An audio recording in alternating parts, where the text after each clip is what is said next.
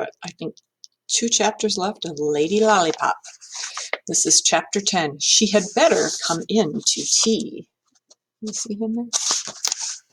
That night, as the king and the queen lay side by side beneath the tufted tester of the great royal four-poster bed, the queen said, "You know, Theo, that boy Johnny knows a lot about roses." "Does he indeed, Eth?" said the king. "Yes, he knows all the different types, the hybrid teas, the floribundas, the climbers, the ramblers, and which months they flower in, and which are resistant to disease. He's not just a swineherd, he's a bright boy." "Good, good," said the king. "Did he talk to you at all about Lollipop?" "I presume you mean that pig?" "Yes." "Certainly not. That boy has sense enough to know that I do not approve of the creature." There was a longish silence, during which the king considered the idea of having a proper row with the queen about Penelope's pig. "After all, I am the king," he thought. "Everyone has to do what I tell them, even the queen. But," he said to himself, "if we do have a row about it, I know who'll win, and it won't be me." Just then the queen said sleepily, "I might find a job for that boy in the garden." "Good, good," said the king. The queen yawned. "Good night, Theo," she said. "Good night, Eth." That's a fancy bed they're sleeping in, isn't it? After a few minutes, the queen said, "I've been meaning to ask you, why ever did you come down to breakfast in your night clothes?" "Must have overslept," said the king. "Funny," the queen said drowsily. "There were bits of straw in your slippers." The king said nothing, hoping that she would not next say, "Why was that?" But then he heard a small snore, and he settled down thankfully. Soon his deeper snores accompanied hers. In her mini four-poster bed, whoops, where is it? There it is. Princess Penelope dreamed pleasant dreams. Johnny came into them, but they were mostly about her pig.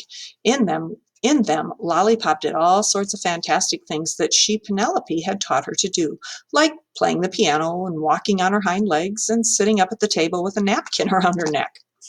In the stall, on a mattress made of sacks stuffed with straw, Johnny Skinner's dreams were also pleasant ones. Penelope appeared in them, but they were mostly about Lollipop. In one of them, she was carefully using her snout to turn over the earth between the rose bushes, while the queen watched approvingly, saying, "What a good pig." Beside Johnny, deep in the straw, Lollipop, full-stomached, slept dreamlessly. Here she is. Next morning, Johnny was summoned to the palace again. The king was in his study, and the princess was also there. They looked rather pleased with themselves, Johnny thought, as though they were sharing a secret. "Sit down, Johnny, my boy," said the king, and then, "Go on, Penelope, tell him." "Johnny," said the princess, "we want you to bring Lollipop to the royal gardens after lunch today." "Does your mother know?" asked Johnny. "No, and she won't be back till tea time because she's going out this afternoon." "To a flower show," said the king. "She has entered a bunch of Ethelwyn's Beautifuls in the hybrid tea class."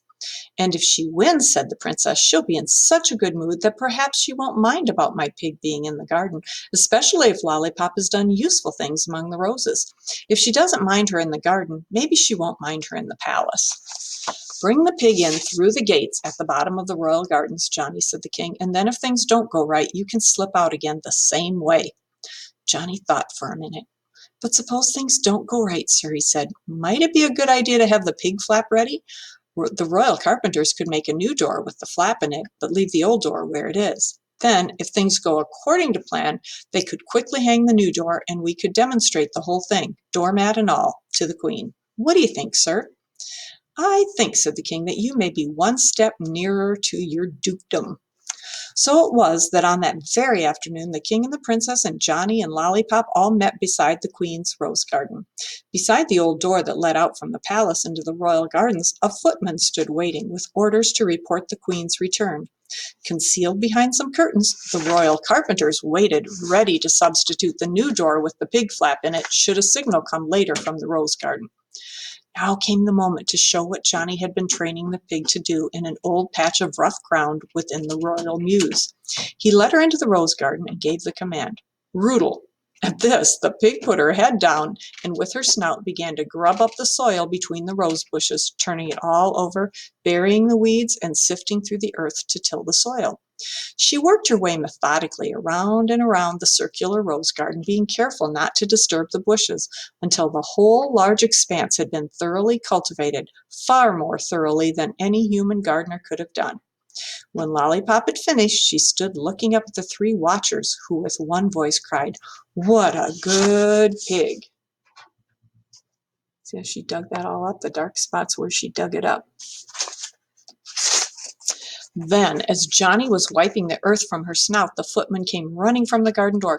"Your Majesty," he panted, "Her Majesty has returned. May it please your Majesty?" "Right," said the king. "Now you keep your eye on me, my good man, and if, and only if, I hold both arms up as if I were stretching, you understand, you tell those carpenters to swap the doors."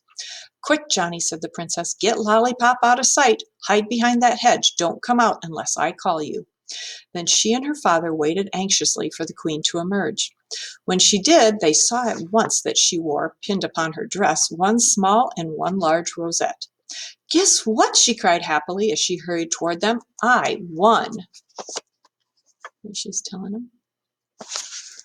"What did you win?" asked the king. "First prize in the high-bred tea class," said the queen. "But you've got two rosettes, Mommy," said the princess. "Yes," cried the queen, "because my Ethelwyn's beautifuls won best in show," and she broke into a little dance of joy. Then she saw her rose bed. "Oh," she cried, "how very professionally my rose garden has been dug and weeded." "Hasn't it?" said the king. "And Johnny," called the princess, and Johnny Skinner appeared from behind the hedge, followed by Lollipop. "Whatever is that pig doing here?" said the queen. "She's been cultivating your rose garden, ma'am," said Johnny. "Haven't you, Lollipop?" And the pig gave her a yes grunt. "She did it all, Mommy," said the princess. "She did it all by herself." Then she said, "Come, Lollipop," and the pig came to her. "And sit," and the pig sat, gazing up into the queen's face with bright eyes. The queen, staring into those eyes, fringed with long white lashes and shining with intelligence, saw someone not so very different from herself looking back at her.